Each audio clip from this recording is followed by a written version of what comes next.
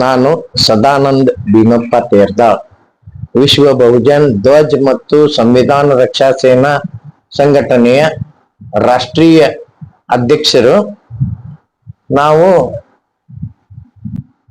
ಈ ಲಿಂಗಾಯತ ಒಳಪಂಗಡಗಳ ಒಕ್ಕೂಟದಿಂದ ಲಿಂಗಾಯತ ಅಲ್ಪಸಂಖ್ಯಾತರ ಮಾನ್ಯತೆಗಾಗಿ ಹೋರಾಟ ವೇದಿಕೆಯಲ್ಲಿ ಸಮಗಾರ ಸಮಾಜದ ಪರವಾಗಿ ಇರುವ ನಾವು, ಸಮಗಾರ ಸಮಾಜವೂ ಕೂಡ ಲಿಂಗಾಯತ ಧರ್ಮದ ಒಂದು ಅಂಗ ಧರ್ಮ.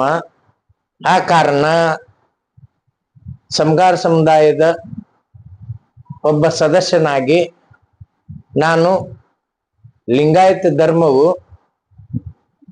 ಧರ್ಮವಾಗಿ ಆದೇಶವಾಗಬೇಕು, ಜೊತೆಗೆ ಈ ಲಿಂಗಾಯತ ಧರ್ಮವು ಅಲ್ಪಸಂಖ್ಯಾತರ ಒಂದು ನಿಯಮದ ಅಡಿಯಲ್ಲಿ ಆದೇಶವಾಗಬೇಕು. ಕೇಂದ್ರ ಸರ್ಕಾರ ಈ ಕೂಡಲೇ ಈ ವಿಷಯವನ್ನ ಗಂಭೀರವಾಗಿ ತೆಗೆದುಕೊಂಡು ಈ ಸುಮಾರು 800 ವರ್ಷಗಳ ಕಾಲದ ಒಂದು ದೊಡ್ಡ ಸಮುದಾಯದ ಬೇಡಿಕೆ ಹೋರಾಟ, ಈ ಎಲ್ಲ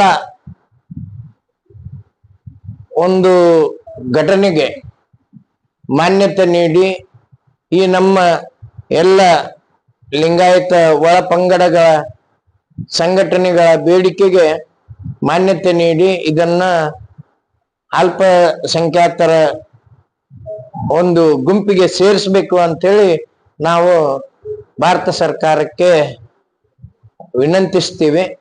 ಸಮಗಾರ ಸಮಾಜದ ವತಿಯಿಂದ ಜೈ ಭೀಮ್, ಜೈ ಬಸವಣ್ಣ, ಜೈ ಭಾರತ್.